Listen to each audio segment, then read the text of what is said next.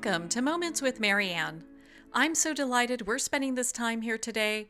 We have a very empowering show coming right up with special guest Kate Davies, and she's here today to talk with us about her new book, Intrinsic Hope: Living Courageously in Troubled Times. Now, Kate has worked on environmental and social issues her entire career. She set up and managed the City of Toronto's Environmental Protection Office and established and directed a successful environmental policy consulting company. Kate is currently a clinical associate professor at the School of Public Health at the University of Washington and emeritus faculty at Antioch University.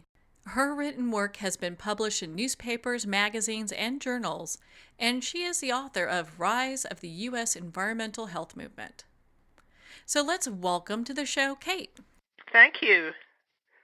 Oh, what a pleasure it is to have you here.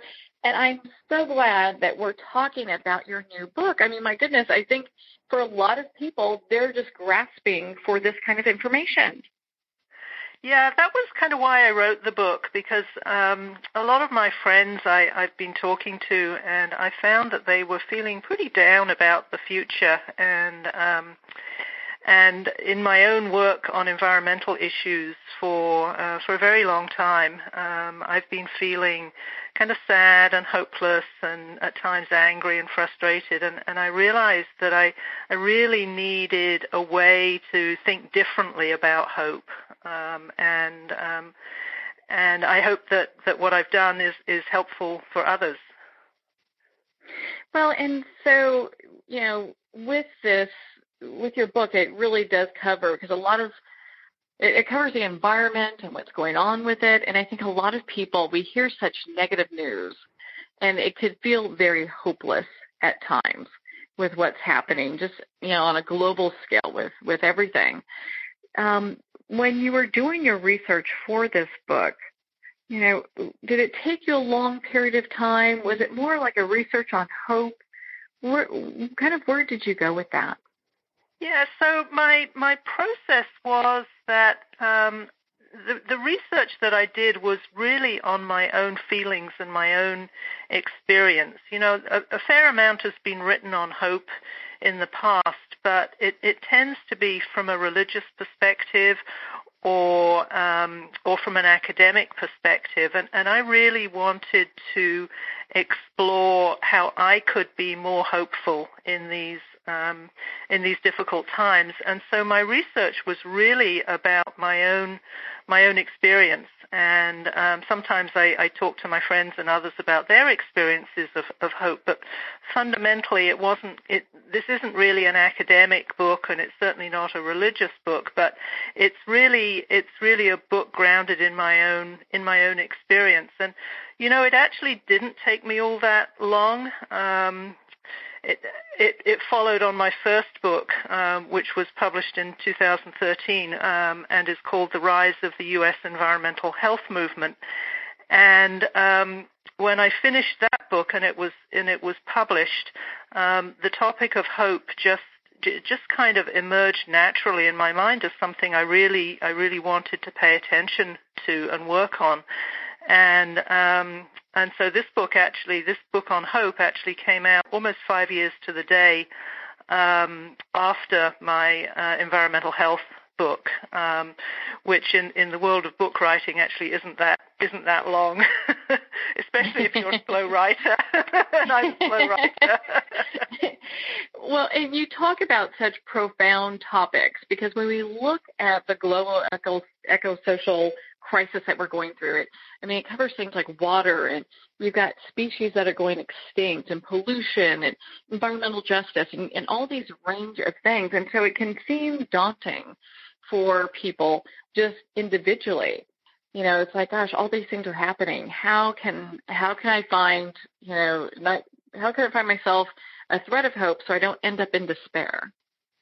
Yeah, well, that was exactly where I was coming from, because, with my work on environmental issues and working on lots of different ones, I was feeling really, really hopeless at times.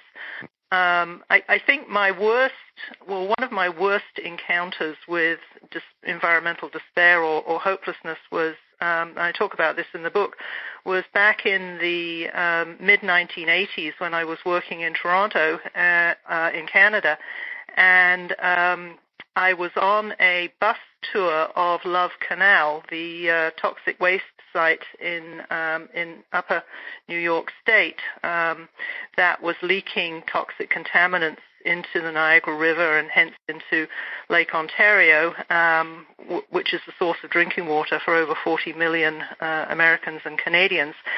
And when I was on that bus tour, I just am looking at where the people had lived in Love Canal. By that time, the residents had been evacuated.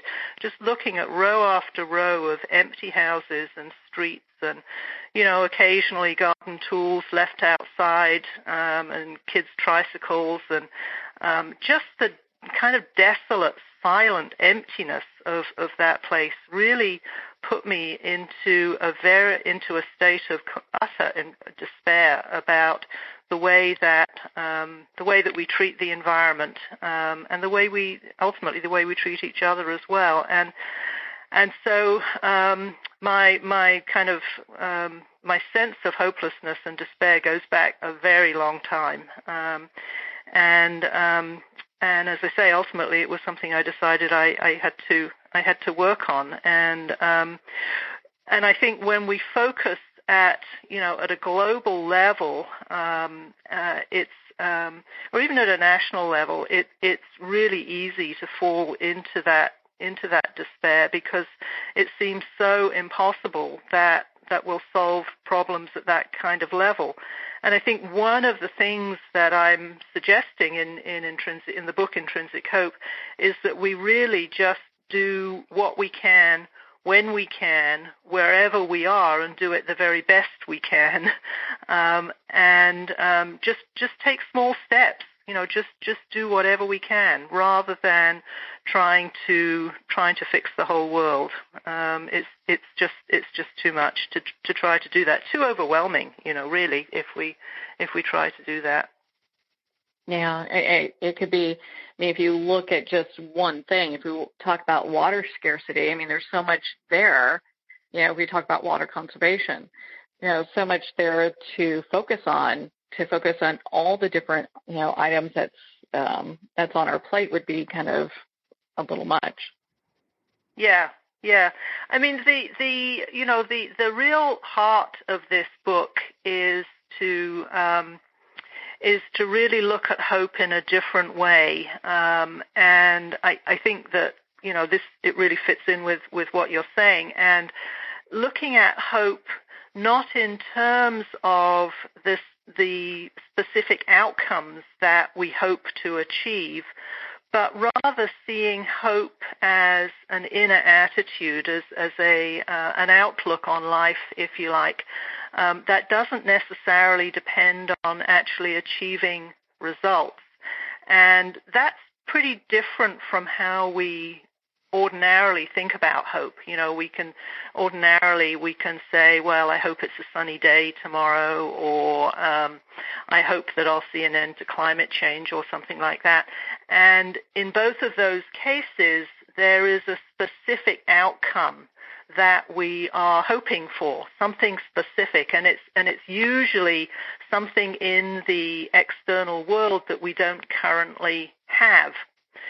But we can also, so it's a hope for something. But there's another way to see hope, and that's seeing it as an outlook on life that really doesn't depend on achieving anything specific, but really is how we approach life. Do we approach life with an open, positive attitude that doesn't necessarily expect results, but we take action because we do things for the environment, because we are caring, loving people. We have hope in things rather than hope for things, and that's for me, it's been a pretty important distinction to make, and I think that one of the big steps for me, or one of the kind of aha moments for me in this was Václav Havel, the former president of Czechoslovakia. what he said about hope, and it's a pretty well-known quote, but it's so powerful. And he says something like this, and I think in this quote he's talking about intrinsic hope, even though he doesn't call it that. But he says, hope is a state of mind, not a state of the world. It's a dimension of the soul. It's not essentially dependent on some particular observation of the world or estimate of the situation. So in other words, hope is an internal thing. It doesn't depend on how the world is doing or what we want to happen. He goes on, it's an orientation of the heart. It transcends the world that is immediately experienced and is anchored somewhere beyond its horizons. And then there's another equally powerful paragraph after that. But we can see hope as this internal capacity, that there's a hope in life itself rather than in achieving specific results that we might want to see. So does that make sense? Does that resonate at all? It does. It really does. And I think it provides people not just a new way of looking at these issues and finding some resolution within their heart about it, but also to kind of cultivate greater capacity, like a greater level of hope for them altogether. Yeah, I mean that's really what it's about. The truth is that we can't control life. We can't control what happens. We may be able to influence things a little bit, but we can't control life because it's simply too complex. And because we can't control life, we can't control whether our hopes, if we're hoping for something, we can't control whether that hope will be fulfilled or not. And as I'm sure familiar with, life doesn't always meet our hopes, and in fact, often it doesn't. And when life doesn't meet our hopes, then we end up feeling disappointed, sad, frustrated, angry, full of grief sometimes, all of a whole basket of unpleasant emotions that are all based on an unmet expectation or unmet expectations. And intrinsic hope doesn't have that kind of expectation, so it doesn't come with that kind of shadow side that extrinsic hopes often come with. So it's really a question of how can we cultivate the intrinsic hope that we have inside us, and really feel more hopeful in our hearts. Not that we will necessarily solve the problems we face, but that we are able to do something about them. And there's a difference there, I think. Oh, a huge difference, because it's kind of letting go of control of the outcome. Yeah, exactly. Yeah. It's exactly letting go of the outcome. Mm-hmm. Is that some of the ways that people can nurture a greater sense of hope in their own lives? Absolutely. It's how people can nurture a greater sense of hope in their lives. And it's not always easy to give up on outcomes. Because we want things to be a certain way. We all want to be happy and content, and often we want other people to be happy and content. So we want specific results. So giving up on outcome isn't always easy. Thomas Merton has a wonderful quote. Thomas Merton, the theologian, he said, "Do not depend on the hope of results, or you may have to face the fact that your work will be apparently worthless and achieve no result at all."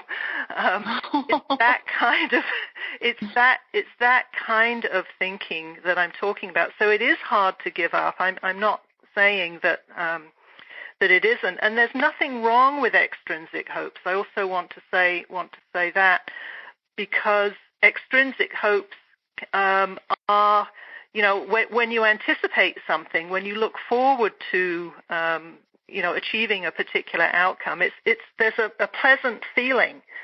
Anticipating something positive always comes with a kind of pleasurable feeling. So it gives us something, that sense of something that we want. And it can also, extrinsic hopes can also give us goals to work towards. For example, if I say something like, I hope to lose weight, then I have a goal to work towards, or I want to stop climate change, then I have a goal to work towards. But the truth is that with extrinsic hopes, there's no guarantee that we will actually work towards that goal. And of course, then when we don't lose weight or we don't stop climate change, then that's when we get all of those unpleasant emotions coming up when our extrinsic hopes aren't met. So it's not that extrinsic hope is bad or wrong. It's perfectly natural. We all have extrinsic hopes. It's just that we need to be aware of their shadow side and aware that there is, I think, this other form of hope that really doesn't depend on getting our hopes met. Now, is that some of the things that you see, kind of the shadow side of hope, for people that work, let's say, like on environmental or social issues? Yes, I mean, I've certainly seen this in many environmental activists. You know, their extrinsic hopes for success are so strong, and they work so hard to achieve them, that when they don't get what they want, there's huge disappointment and often burnout, and and people get tired and depressed and so on. You know, I had a friend who's a very well known environmental activist, and she always used to say to me, she said, "I'm on the end of a 911 line for the planet," and by that she meant that she felt pretty much solely responsible for solving the environmental crisis single-handedly. And, you know, she was a very extremely dedicated person, and she worked, almost 24/7 for many years, and then she had a breakdown and was incapacitated for quite a while, because she was just completely burnt out. She was completely burnt out because her hopes were not being met, and it was really sad to see that.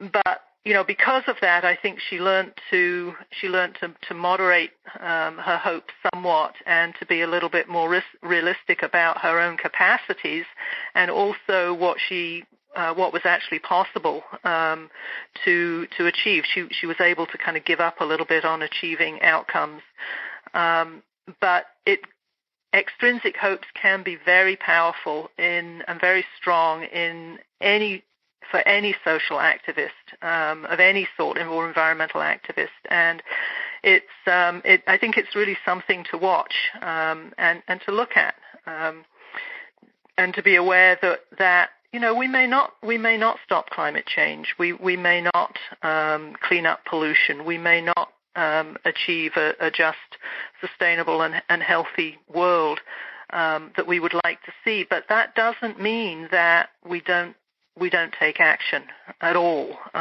It means we do whatever we can. We can have aspirations. We can certainly have aspirations and want to aspire to achieve things, but just not be so attached to actually achieving them.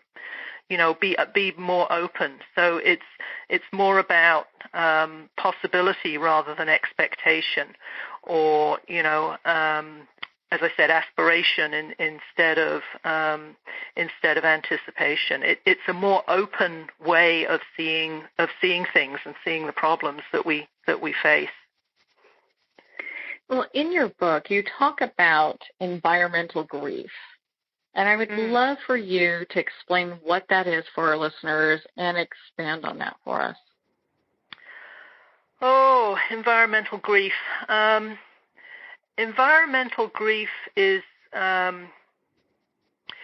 really a developing topic these days, certainly in the academic literature and also in the psychological literature, and there have been several books written about it. And it's really the grief that we feel, the sadness that we feel for the damage that we're doing to the environment. It's really about feeling the grief for the death of the planet, and whether it's an individual species or whether it's whether it's an ecosystem that's being plowed under or have concrete built over it or whatever.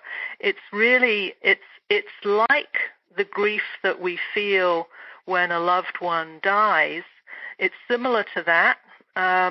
But what's different about environmental grief is that because the destruction of the environment is ongoing, and it keeps on going and is getting worse, we can't completely process our grief for the environment. You know, when somebody dies, usually there's a period of intense mourning, and then you kind of come to accept the new reality of life without the person who's passed away. You never forget, of course, and there's always a kind of low level of grief. But with environmental grief, it's different because it stays in our faces. You know, every night there's a different news story about the latest environmental disaster or or the latest species going extinct or whatever it is. So environmental grief doesn't. It's persistent. It doesn't go away, and that makes it especially hard to deal with. And the other thing that makes environmental grief hard to deal with is that we caused this crisis. We, the human species, caused this crisis. It isn't as if it just happened to us, or if it's natural, if it's just the way that nature works. When somebody who's old dies. No, we caused this crisis, and we know we caused this crisis because that's what the science is telling us. So that also makes environmental grief doubly difficult to work with, I think. And it's not something that goes away. When I talk about intrinsic hope in the book, it's really important for people to know that that it's not like you get intrinsic hope and then you don't grieve anymore, or you don't feel sad anymore, or you don't feel disappointed anymore. That's not it at all. Intrinsic hope is something that we can draw on and use and cultivate to help us cope with our grief, our sadness, our anger, our frustration about not only how we treat the environment, but how we treat other people, social justice issues, discrimination issues, the Me Too movement, all of these things. It doesn't mean that our feelings about them, that the painful feelings, the difficult feelings go away at all, but it does mean that we have a way of coping with them and dealing with them that, in my experience, has been a lifesaver, quite frankly. And I still get, I still weep tears for what we're doing for the planet. I still get really angry. But now I have a set of tools. I have the idea and the practices that nurture intrinsic hope to help me deal with those feelings, and that's huge for me. It's been huge. Well, I can see where your book is such a great resource for people that are dealing with that, because I've got to tell you, every time I turn on the news and there's a new animal that's going extinct, and because of what mankind is doing, it breaks my heart. And so, it seems like we're constantly going through these different levels of grief for, either animals or in the environment or anything that's going on. So I can see how your book is helping people look at a brighter side when sometimes it feels like there just none exists. Yeah. I mean, what's important is not to avoid the grief or deny the grief or to try to stuff it under and pretend it's not there. I think in our society there's a tendency for us to try to avoid painful and difficult emotions like grief. We tend to put on a bright, smiley face and say, yeah, I'm okay, I'm fine, everything's great. And inside, we feel just awful. We feel dreadful. We feel, grief. And that's actually probably the worst thing that we can do, because the grief doesn't go away. It just kind of festers there in the unconscious or even in the conscious and just gets worse. But if we can acknowledge it and name it, and say, yeah, I feel grief, or I feel awful about what's happening, and really be specific about what those feelings are, and open to them, begin to open ourselves to them, then we can deal with them, then we can work with them. But as long as we deny them and avoid them and pretend they don't exist, we can't do that. We can't work on them. And so, anyone who's been in therapy knows this. The first thing that you do with your therapist is you tell them how you feel. You name the feelings that are going on. And that's what I'm talking about. I'm talking about really naming whether it's grief or sadness or anger, whatever the emotion is that's coming up about the state of the world, is naming it and recognizing it, and then we're able to work with it. And working with it by saying, yeah, that was based on a particular expectation about how I want things to be. And that expectation isn't being fulfilled. It's not being met. So how can I look at things differently? And we look at things differently with this lens of what I call intrinsic hope. Well, on that note, we are going to pause here for a quick break.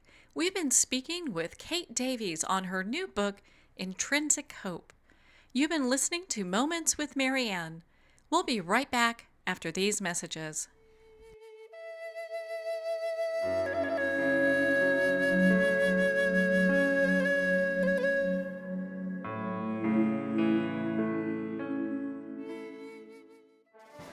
Internationally recognized and award-winning author Judy Goodman works and teaches outside the box of limited thinking. Working with people from every walk of life, her goal is to empower you to be the best you can be, no matter what the challenge is. Born with the gift of seeing beyond our normal vision, she has an extraordinary gift of working with every challenge. Teaching beyond conventional wisdom, her work is described as life-changing. Visit judygoodman.com. That's judygoodman.com.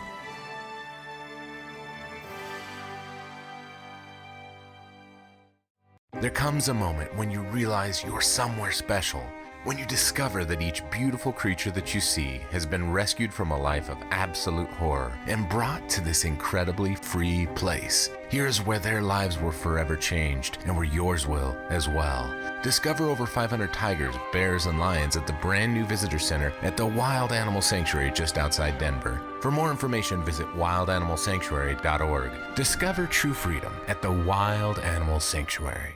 Have you ever had the sense that your thoughts might actually be doing something? Ancient secrets of manifesting have been masterfully revealed in the award-winning book Manifesting 123 by Ken Elliott. For the first time, the author's experiences and stories in this book describe exactly how your thoughts can create anything. You've been doing this all your life, but it's never been fully explained for you until now. Visit manifesting123.com for more information today. Manifesting123.com.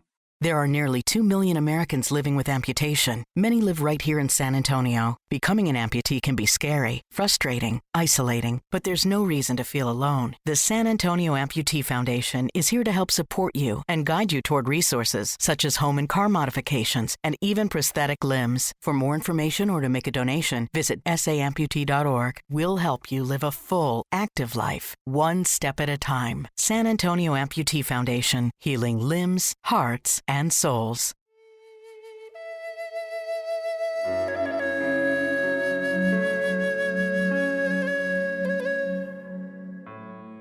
Welcome back to Moments with Marianne. We're speaking with author Kate Davies today on her book, Intrinsic Hope. So Kate, I have a question here for you. You have this unique background. It qualifies you in a way that most people really couldn't answer some of these questions that we've been talking about today. But with your unique background, do you feel that it's even possible for us to get to a point of positive social change? Oh, absolutely. Absolutely. Yes. I taught social change for 15 years at Antioch University.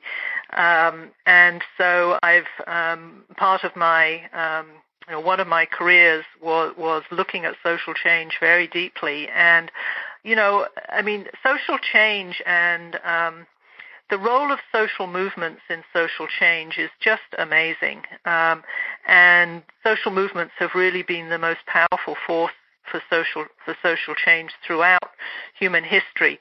And it's really important to remember that, and to if we get hooked into the belief that we can't change things, then we've already lost the game. Because if we think we can't make a difference, then we won't bother to do anything. So I'm not saying that for 1 minute. I'm saying we do whatever we can where we are when we can, to the best of our ability.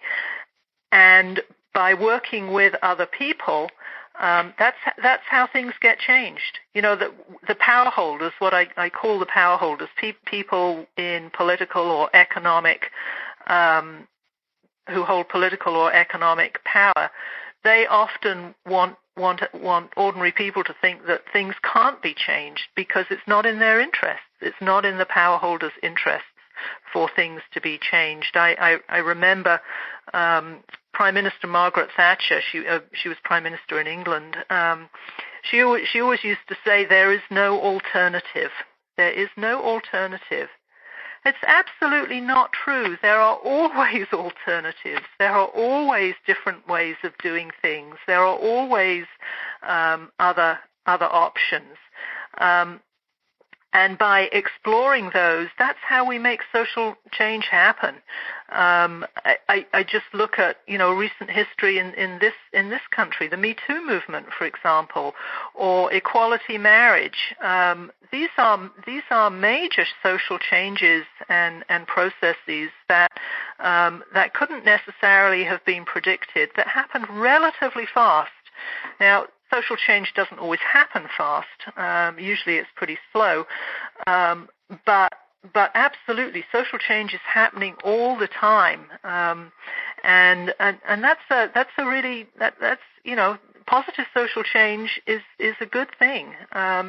And by staying engaged and being positive, I think we can all play a role in that. In whatever realm of life we are active in or working in. Do you feel like globally that people are demanding certain things now than they ever have before in history? Yes, I do.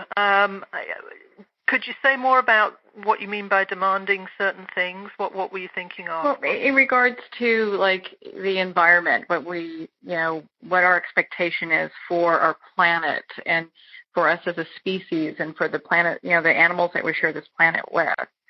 Do you feel like there's things that, more people are kind of demanding that we look at these topics more seriously probably than we have in the past? Oh, definitely. Definitely. So I think one of the contributing factors to this is that we're now thinking globally as a species in a way that we weren't maybe 60, 70 years ago. I can remember watching Neil Armstrong land on the moon and take that first step for mankind, and I can also remember the first shots, photographs of the Earth from space. And those had an amazing influence, I think, on the collective psyche of our species, at least those that had access to them, to those photos, because they enabled us to see the Earth as a system, as a whole object, without any borders or boundaries. without the separations and divisions that we tend to make into countries or politics or whatever. And so I think that global thinking has really been very powerful, and of course the rise of the internet is another powerful force for global thinking.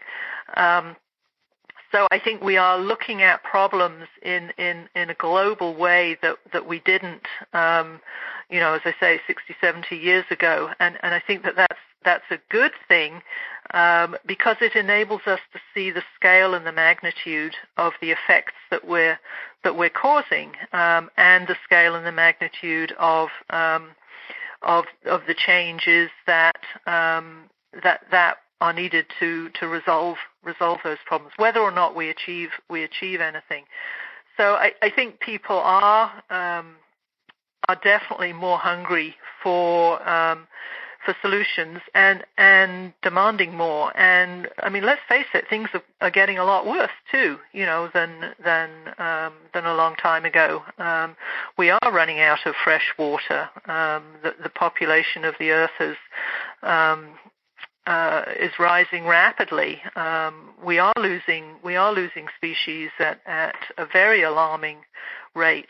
All of these signs and symptoms that we are facing a global crisis.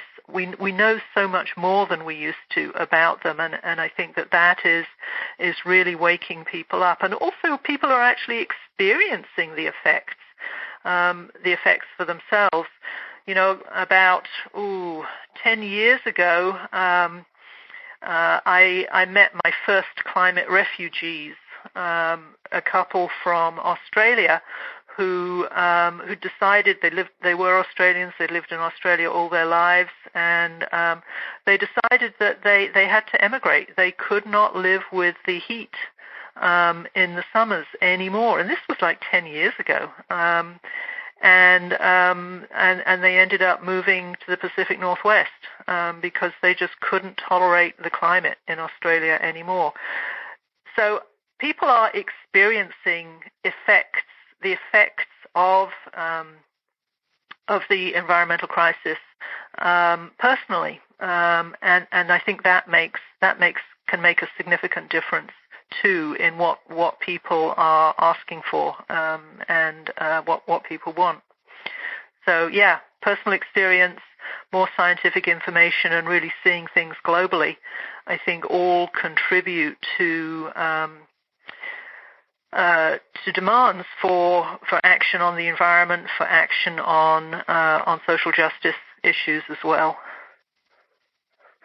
I really appreciate you expanding on that, because it's something that I think a lot of times people, when they look at this big, huge picture, can be like, gosh, I have no idea how I can, just little me, can help contribute to finding a solution or helping, with any of these issues. And so it kind of leads me to, talking about hope. And I know you discuss this in your book, and I'd love for you to share with us about it, just how, is hope something that could be a learned trait, or is it something you're born with? It's a great question. So I think both are true. So I think that we are all born with hope. I think that intrinsic hope is an innate quality of all life. This morning I saw a flock of birds weaving and diving and just playing in the sky, and that feeds my hope. I see hope in the dandelion that grows in a crack in a downtown sidewalk, despite the fact that there's no sun and probably not much water and not much sunlight either. Yet that dandelion grows. It grows there. Or I think there's intrinsic hope in the way that a maple tree or any other type of tree might scatter hundreds of thousands of seeds, not not knowing whether any of them will germinate and grow. It doesn't matter whether any of them will germinate or grow. The act of producing the seeds is a hopeful act. Or the way in the Pacific Northwest here that our salmon swim back to their natal rivers and streams struggling up to swim upstream to lay their eggs, even though they're going to die once they've laid their eggs. That's intrinsic hope to me. So I like to say that intrinsic hope is sewn into our genes. It's just innate in life itself. And life is inherently hopeful to me. The sun comes up every day. Spring always follows winter. Day follows night. That is life's inherent hopefulness to me. And I think it's really important. And even if there's runaway climate change or I hope not, nuclear war or something absolutely catastrophic, life will continue because it has intrinsic hope. There is this quality of life loving itself, and at one point in the book I say that intrinsic hope could be described as life's love for itself. So it is inside all of us, just as it's inside nature. That said, I think we can tend to overlook or forget about that intrinsic hopefulness. We live in such a kind of problem-oriented society that we tend to focus on what's wrong with life rather than on what's good or right with life. And this focus on problems tends to drag us down and make us criticize life and see what's not hopeful. But so it's also, even though we have intrinsic hope inside us, I think it's really important to cultivate it and to focus on it as a capacity that we can develop. And yes, I think it can be learned. And I say that based on my own experience. My own experience, was one of feeling really, really hopeless and depressed about the state of the world. And then through through uncovering my own intrinsic hope and looking at what I call the habits of hope in the book, how we can cultivate intrinsic hope, I would say it's made a huge difference to me. I do believe that hope can be learned, and that's based, as I say, on my own personal experience of it. So that's a hopeful thing, that we can learn it, that we can learn hope. That's a very hopeful thing to say, and it's one of the reasons in the book that I describe for having hope, is that we can learn it. We can develop it. We can cultivate it. Yeah, definitely. Well, and I think that's so encouraging for some people that feel that either they look at the glass as half empty, in life, yeah. and hope isn't really something that comes naturally to them. Maybe they're a little pessimistic just in general. So developing a hopeful attitude is possible, and not so much of a reach. Yeah, exactly. Exactly. I think a lot of it depends on how we regard the uncertainty of life. And when I say that, let me say a little bit more. Life is fundamentally uncertain. We don't know what's going to happen tomorrow, next week, next year. We don't even know what's going to happen today. We think we know, but life often throws in a curveball and gives us surprises. So life is fundamentally uncertain.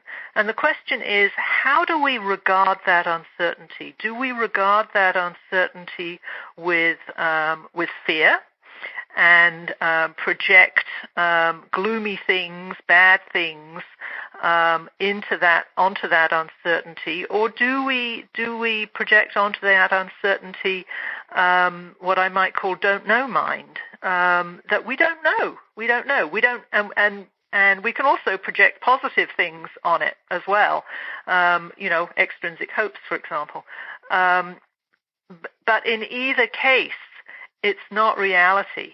So how we respond to uncertainty, I think, is the uncertainty that's inherent in life is really, really important. Can we tolerate living with the ambiguity of not knowing what's going to happen next and not being able to control it, or do we project our fears on the future? And I'm not saying here that scientific predictions about the future are not valid or not appropriate. Absolutely they are. And, scientific predictions has gotten a whole lot better during my career, during the last 40 years. But prediction is not certainty. Prediction is still not certainty. We don't know what's going to happen. And can we see that as an opportunity, not just as a problem? And that's what I don't want to say I'm optimistic, though. It's this middle road between being pessimistic and optimistic and just moving forward, not knowing, but trusting in life, trusting in the unfolding of life, and in the human capacity to respond to it positively. We all have that, if we choose to use it. And that's really what I'm talking about in this book. Well, and also in your book, you touch on gratitude. And how does that play a part in all of this? Oh, gratitude is one of my habits of hope, because in my experience, when we express gratitude for our lives and for the gifts that we've been given, then it makes us feel more hopeful. It makes me feel more hopeful. So, you can do a little exercise for yourself, just think about, and anyone can do this, just think about something that you are grateful for in your life. It could, and there is something that everyone can feel grateful for in their lives, no matter what their circumstances or conditions. Just grateful to be alive, to have the gift of life that someone gave birth to you. The gift of eyes to see or ears to hear or arms to hug each other. These are precious, precious gifts that we often forget about. And just reflecting on those basic gifts that we have, just see how you feel inside your body. Do you feel more hopeful? Do you feel more open? Do you feel warmer? Or do you shut down and feel constricted? Well, no. Mostly when we feel grateful, we feel more open, we feel warmth, we feel a spaciousness, we feel more positive when we express gratitude. And so that helps to build intrinsic hope. And we can be, being grateful really strengthens our relationships as well with each other, and builds communities and builds trust between people. So expressing gratitude, not just thinking about gratitude, but actually expressing it, is I find it to be a very powerful habit of hope, for intrinsic hope, for cultivating intrinsic hope. It just makes me feel better. It's not only whether that gratitude is acknowledged by the person that I'm directing it to or not. It doesn't matter. Just the act of expressing gratitude can make us feel more hopeful, can make us feel better. And it doesn't change all the bad stuff that's happening in the world, but it puts it in a different perspective. And I think that's important. A specific example, I live not very far from where the Oso landslide happened a few years ago, and half of a mountain slid off a mudslide and killed more than 40 people. And that was a huge tragedy. And at the same time, then what happened was the relief workers came in, the emergency people, everyone sent donations. There was accommodation provided for people who were displaced, and everyone was there to help. And so even though there was a huge disaster unfolding, we can still be grateful that that the first responders were there, the emergency people, the Red Cross was there. Everyone was helping out. People were sending money from across the country to help the people who were affected. That's an amazing thing to be grateful for. It doesn't diminish the scale or the effects of the disaster at all, but it means that we can also be grateful for how people responded. So that's kind of what I'm talking about with expressing gratitude. It can definitely it makes me feel more hopeful and more positive. If there's one thing you can leave our listeners with today in regards to hope, what would that be? That's a great question. I think what I would say is to encourage folks to uncover that intrinsic hope inside themselves, and to really cherish that, and to try to develop it. Remembering that intrinsic hope is an attitude to life. It's an outlook on life that doesn't depend on achieving specific results, the outcomes that we want. It is something in us. It's an attitude to life that we can uncover and nurture at any time, and that's a profoundly hopeful thing to do, I think. That point. Well, and so, Kate, where can our listeners connect with you and be part of your community and also learn more about intrinsic hope? So they can connect with me through the book, of course, and at the end of the book, I have a final section called an invitation, and I'm inviting readers of the book to connect with me. I have a special email address. It's intrinsichope@gmail.com. To let me know if the ideas in the book resonate with them or not, if they have any stories about intrinsic hope and how they've worked with it that they'd like to share with me. So I invite anyone who's reading the book to get in touch with me directly through that email address, intrinsichope@gmail.com. I also have a website, katedavies.org, which has a section on intrinsic hope and talks about it and some of the things that are in the book. And if anyone wants to get in touch with me or to be added to my mailing list, there are forms to do that. I really do want to connect with people around this idea of intrinsic hope and see if it's helpful for them or how they would add to it or build on it, and what their experiences are. So that would be great.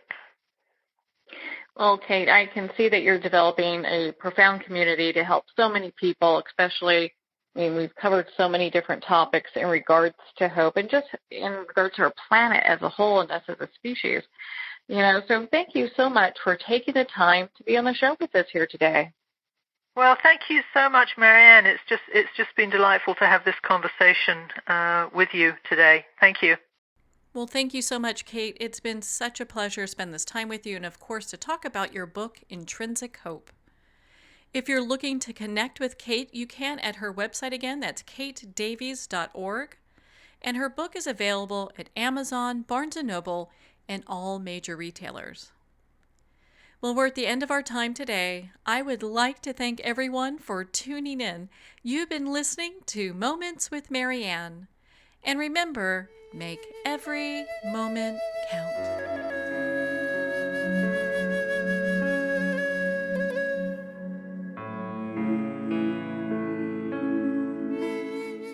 In a single moment, your life can change. Moments with Marianne is a transformative hour that covers an endless array of topics with the best of the best. Her guests are leaders in their fields, ranging from inspirational authors, top industry leaders, and business and spiritual entrepreneurs. Each guest is gifted and a true visionary. A recognized leader in her own work, and while teaching others to develop, refocus, and grow, Marianne will bring the best guest and sometimes a special surprise. Don't miss this. You never know just which moment will change your life forever. Moments with Marianne airs every Thursday, Friday, and Sunday at 8 p.m. Eastern, 6 p.m. Mountain Time. Make sure to tune in and visit momentswithmarianne.com for more information.